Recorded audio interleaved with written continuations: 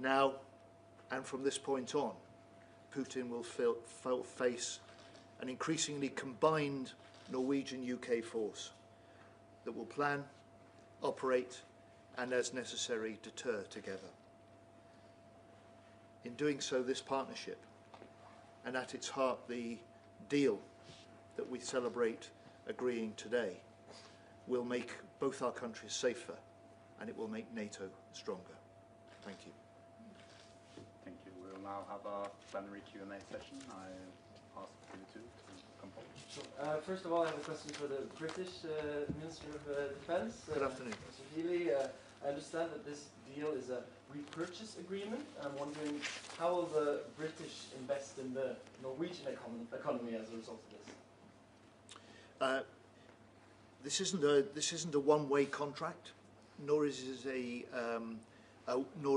a one-off. Norway has a well-established offset policy. I see that as an opportunity, not an obligation. In Norway here, you design and you build some of the most advanced systems and weapons and ships there is in the world. And for instance, we are already planning and starting to install your naval strike missile on our ships, on our T-26s. So there will be lots of opportunity for us to reinforce that partnership in the military with our stronger partnership in industry as well. And are you confident that you can deliver the first frigate by or in 2029? Oh yes, it'll be in service by 2028. The first HMS Glasgow is already afloat, it's in the water, it's being fitted out. It starts sea trials next year, and I will ensure that we have Norwegian sailors on that when it puts to sea. And lastly, this is for both of you, how important do you think that agreements, alliances such as this are right now in the current global situation between European nations such as Great Britain and Norway? Do you go first? I think this is the way we have to act when Europe is now stepping up within NATO. We have to standardize, we have to integrate, we have to buy the same weapon systems. We are buying the same frigates, to be identical, to bring down maintenance costs, to develop it together, to learn from the innovation on the very serious background in Ukraine. We are leading both the Maritime Capability Coalition in the Black Sea together, and we're learning a lot from the Ukrainians. So we think this is the way of developing Europe. Now as everyone stands in the arms store, the prices are rising, the capacity is still too low in the defense industry in Europe. We're building that up fast, but we also have to integrate and not building parallel systems all over Europe. We have to integrate and do. We think this will be one of the lighthouses on how to develop a stronger NATO and a stronger European part of NATO. The Sun, please. Thank you. My name is Jerome Starkey from the Sun newspaper in London. Thank you very much. A question to both of you, which is that we've seen over the last few months, based on open source information, a lot of activity, a joint operation by Norwegian P-8 Poseidons, Royal Air Force Poseidons, and the Americans out of Iceland that appear to have been flying lots of tight circles over both the North Atlantic and the Norwegian Sea, and most recently the Barents Sea. Perhaps you could explain to us what was happening and whether that is relevant to the need for these frigates. Jerome, you're expert in this field. You appreciate we're not going to set out details of what's been happening and what our planes, our ships, our uncrewed vessels may be doing. Suffice to say, and I mentioned it in my remarks, the level of threat, the level of submarine activity, particularly advanced Russian activity, fielding new models in recent times, is rising. We are responding. And to pick up the last question, we're not responding as Norway or the UK or the US. We are responding together. We respond more effectively, we deter more effectively if we can interoperate better. We can interoperate better if we've got the same kit. we share the same intelligence, we plan the same operations, and we develop what we have together as needed over the years to come. And when I talked about those captains of the T-26 frigates that will be the last to roll off the production line at the end of the 2030s, they will be taking charge of anti-submarine frigates, which will be almost unrecognisable from HMS Glasgow from today, because we will have worked out and together developed the systems to meet the threats as they emerge and as they evolve throughout that period in this partnership together.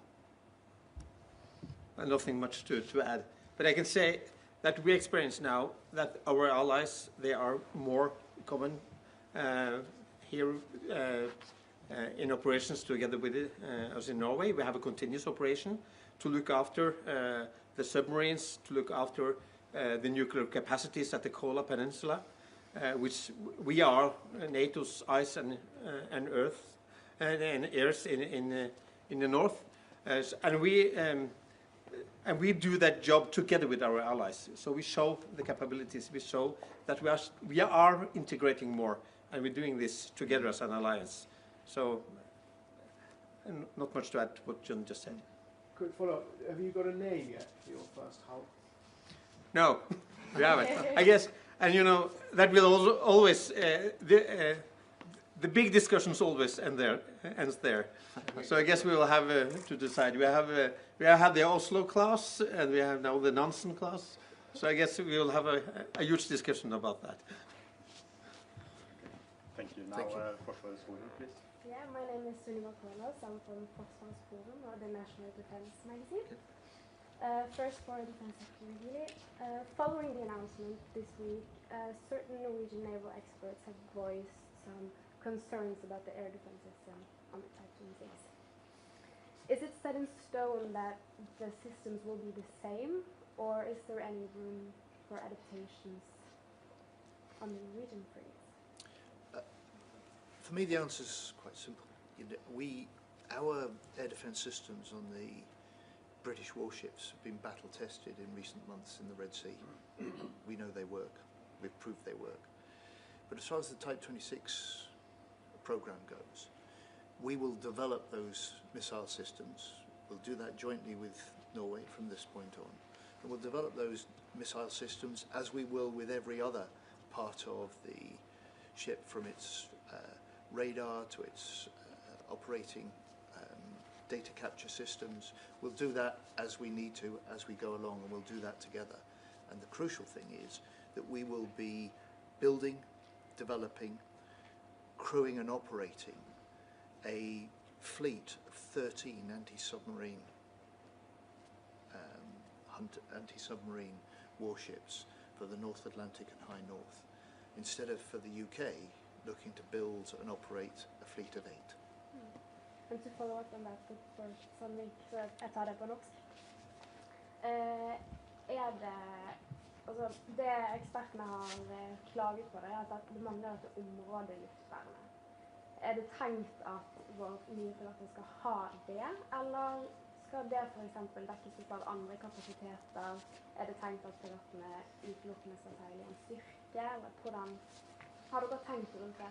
Altså, det er et langt og et kort spørsmål. På det lange tror jeg ikke vi har tid til her. Men vi har luftvern en del av langtidsplanen. Der det snakk om langtrekkende luftvern. Der det foreløpig 2 som ligger i langtidsplanen, og så det også da styrke med flere, med dobling av antallet NASAMS som ligger inne. Så lærer vi av Ukraina-krigen. Vi vet at luftvern blir viktigere, men fregattene jo ikke kjøpt primært for å være områdeluftvern nær de norske byene.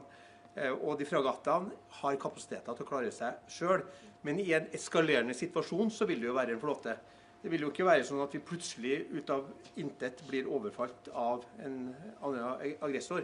Det vil være en eskaleringsstige. Da vil våre fregatter være omgitt av allierte som vil være på plass, og da vil det være kapasiteter som kan beskytte dem. Men det tilstrekkelig avskrekking i de fregattene til daglig virke. Og så må vi huske, vi bygger oss nå tettere sammen med britene. Vi vever oss tettere sammen i NATO. Hele Europa har rustet opp. Vi har fått Sverige og Finland inn i NATO. Vi gjør det for å unngå krig.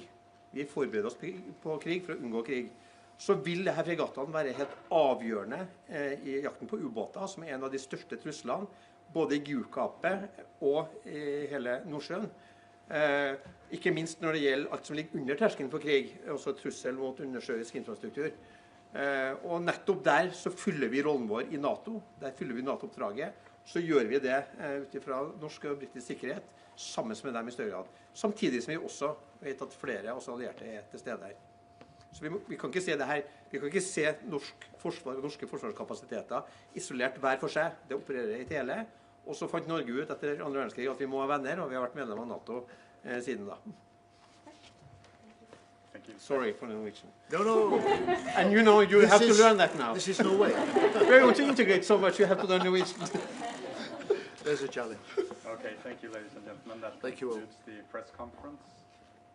For the ones who have arranged for or agreed for a one-to-one interview with Tore Sandvik, we can take that now. Thank you. Thank you. Thank you We'll all. just have a photo with the Navy chiefs. Yes, of course. Okay. Where? We'll just have one photo. Where we say? Yeah, take a seat.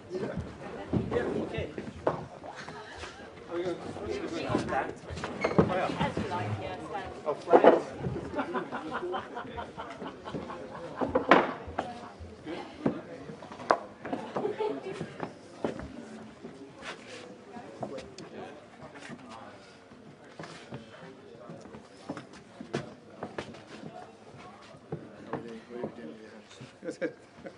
Always where to put your hands.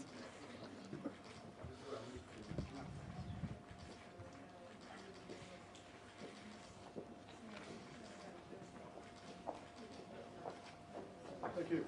Great, thank you. Okay.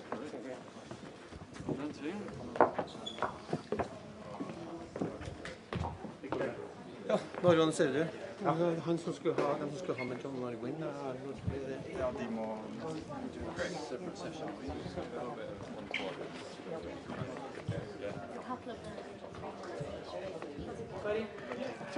John, you have to meet Kari, Minister of Education. Nice to meet you. Welcome to my hometown. Thank you. Savannah. It's great to be in your constituency. Do you call them constituencies? Yes, but she's not running, like me. She's not running No, for because you're in parliament. government. Yeah. No, not because we're in government. But yeah. But we can choose. Or you can do both, or you can choose. Okay. So Jonas is running for government. Jens is not. Right. Yeah. Jens doesn't surprise me. Yeah. But So it must be strange to be in the middle of an election campaign, and yet you're not on the ballot paper.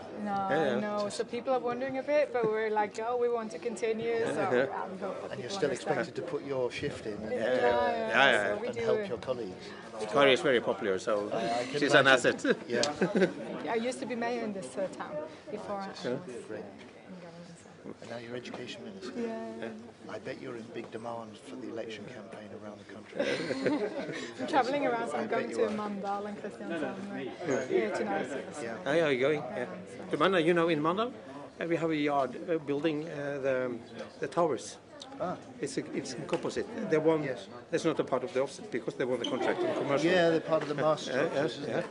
You build the propellers, and there's good Norwegian bits in the... Very good. It's very good news for the entire country that this contract is on. We're really proud you picked us. So it's things going in your part, is it? Now we need Yeah. So, and then we've got a partnership we can really build. yeah. Really. That's good. So how long are you staying? Another 2 hours. Only 2 hours. Because it just came in from Kiev. Oh yeah, I understand. But I really like the part you were saying about the young ones we're actually going to... Especially here. You'll feel it in this town. So everyone who's going into Navy is coming here as recruits. So it was actually going to be deleted, all this this camp, but then it was suddenly, the biggest in Norway, and now it's going to use... I think it's 1,200 4 times a year coming here as conscripts. And I really like the system you've got. I don't think we can move to it in one go. I almost said it at lunch actually. And as an education policy,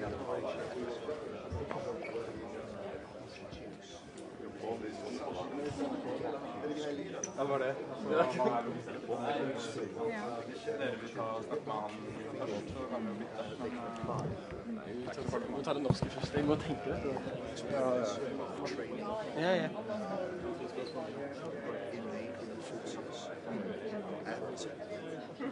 Not because we want to recruit them, though many will. It's because we don't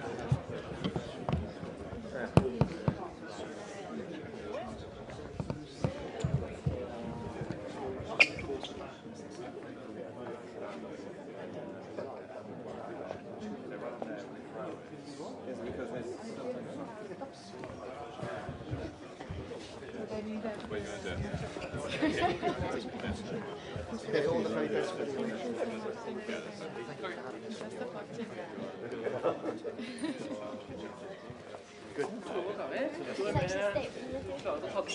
Skal dere velkommen til dette intervjuet, holdt jeg på å si.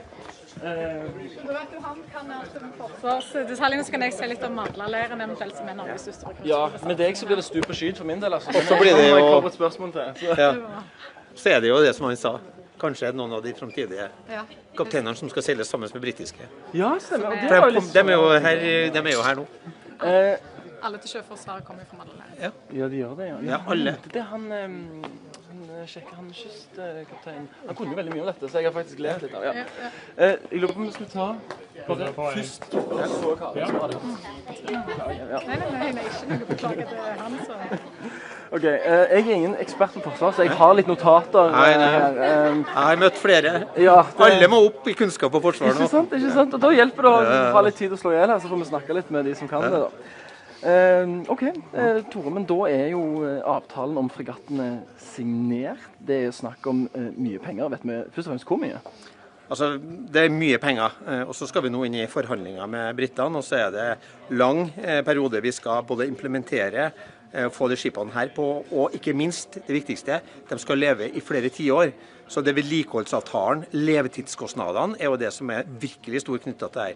Dette er et stort skift for Norge å integrere seg så tett med en partner. Vi har gjort det før med Tyskland på ubåt, men dette er enda større ved å gjøre det med Britene på fregatt. Så er dette en gjenkjøpsavtale, og det skal komme ganske mye penger inn i norsk økonomi. Her i Stavanger for eksempel, så har Rosenberg Verft, de har varslet at folk sies opp. En trenger prosjekter. Hvordan vil disse pengene komme oss i Norge til gode, de som britene da skal gi tilbake til oss? Det vil komme på mange måter. Det ene er den spisse enden, altså det er på direkte forsvarsanskaffelser, som jeg allerede nevnt, med NSM, som er da sånn det er angrepsmissiler for Sjøforsvaret. Men så vil det også komme knyttet til torpeder, og så vil det komme kanskje på det viktigste når det gjelder standardfartøyer. Norge skal i tillegg bygge 28 standardfartøyer for kystvakta, både det som går nær kysten og det som skal være havgående. Det kommer til å være en gigantkontrakt som skal gå på norske verft, det har Stortinget bestemt, og der er det gjenkjøp ikke minst knyttet til det. Det er en av de store tingene av det. Og så er det som jeg sa da, levetidskostnader. Dette skal vedlikeholdes over mange år, det skal videreutvikles over mange år, fordi at dette fregattene kommer til å utvikle seg med teknologisk utvikling, med nye trusler, og der er det også store muligheter for norsk industri, men også for norsk eksportindustri, for Storbritannia er verdens 5. største militære marked. Men er det sånn at, nå skal jo disse bygges rett over fjorden i Glasgow, har jeg skjønt. Kan deler av de også bygges langs norskekysten? Er det noe dere kan snakke med britene om? Nei, fregattene skal bygges i Storbritannia, men på vedlikehold og på videreutvikling så vil det kunne komme kontrakter. Ikke minst på vedlikehold for å holde flåten operativ, så vil også norske verft komme til å bli involvert. Men det er ikke minst knyttet til standardfartøyer og gjenkjøp der, som vi ser store muligheter for norske verft. Også ha et eksportmarked i tillegg til de 28 som skal bygges til Norge alene, så kommer det til å være, er jo målet der at det skal bli en stor eksportindustri også. Det er jo klart at med så store investeringer så de kommer jo under lupen, og her har det kommet kritikk fra spesielt to hold. Det ene kan begynne med det militære. Det var Norlogskaptein Tor Ivar Strømme, heter vel han, som kritiserte de britiske versus de franske fregattene, at de ikke er i stand til å forsvare seg selv. Det høres jo veldig urovekkende ut, spør du meg. Det her er fregatter som er fullt i stand til å forsvare seg selv. Så vil det være sånn at du må utvikle også forsvarssystemene på fregattene.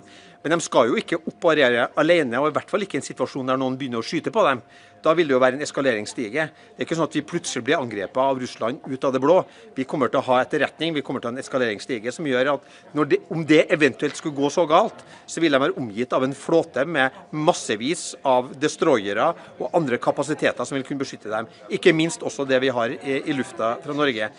Så disse fregattene vil være trygge for å gjøre en oppgave de skal gjøre i fredstid, og være avskrekkende. Og ikke minst da er det veldig gode fregatter når det gjelder å jakte på ubåter. Når det er sagt, Frankrike leverte veldig godt tilbud. Det gjorde også Tyskland og USA. Og vi ønsker også at de landene skal lykkes med sine fregattprogrammer. Det styrker hele alliansen.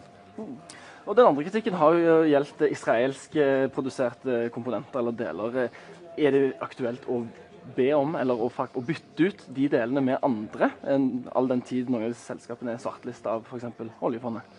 Altså, et av hovedpoengene med anskaffet med et strategisk partnerskap at vi skal ha helt like fregatter. Altså de skal være identiske. Og da blir det, hvis vi nå begynner å bytte enkeltkomponenter med risiko for prisøkning, for svekket ytelsesevne, og ikke minst å gjøre det vanskelig å ha felles vedlikehold, så er det en feil ende å starte i. Så vi har ikke planer om det. Men regjeringen har tatt feil i vurderinger rundt israelske selskaper før. Det har vi jo nylig sett. Føler seg trygg på at dette her kan stå om for eksempel situasjonen i Israel og Palestina vedvarer i 2 år til? Altså, vi må understreke at vi lever i en farligere verden. Situasjonen er svært alvorlig. Det er økt russisk aktivitet både på havoverflata og når det gjelder trussel mot undersjøisk infrastruktur. Dette handler om Norges sikkerhet. Vi må kjøpe de beste fregattene for Norges sikkerhet for å ivareta norsk sikkerhet. Vi skal gjøre det sammen med britene. Vi skal integrere oss sammen med britene. Da må vi ha helt like fregatter. Så det er vårt utgangspunkt for denne kontrakten. Helt til slutt, Tore. Vi har jo en regjering eller en president i USA som ofte uttaler seg om ting. Har du hørt noe fra Trump om at amerikanerne ikke ble valgt? Ikke hørt noe fra Trump, og forsvarssamarbeidet med USA er svært tett. Det skal fortsette. Akkurat nå så seiler norsk fregatt sammen med amerikansk hangarskipgruppe langs norskekysten, verdens største hangarskip, Royal Ford. Så det er høy aktivitet fra amerikanerne i våre nærområder, samtidig som en norsk fregatt nå faktisk også er i Stillehavet sammen med en britisk hangarskipgruppe. Så vi integrerer oss, og vi er trygge i NATO. Derfor så samarbeider vi så tett med våre allierte, og det skal vi fortsette med.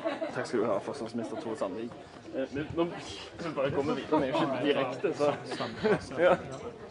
Kunne vært direkte, det var jo veldig bra. Ja, det ble gjort veldig sånn som om det var direkte. Jeg glemte faktisk litt, ja, at det ikke var det. Når man ikke kan det, så stiller man jo grundig, mer spørsmål. Det er ikke det at de var så grundige, men... Jeg synes du hadde veldig gode spørsmål også på den plenary. Synes du det? Jeg følte meg litt sånn corny, for så kom jo han fra The Sun og stilte et eller annet spesielt spørsmål med et eller annet skip, så det... Ja, det var jo tydeligvis pågående og aktivitet. Ja, det var noe som de var litt opptatt av, ja. Hei, Karin Nessa Nordtun.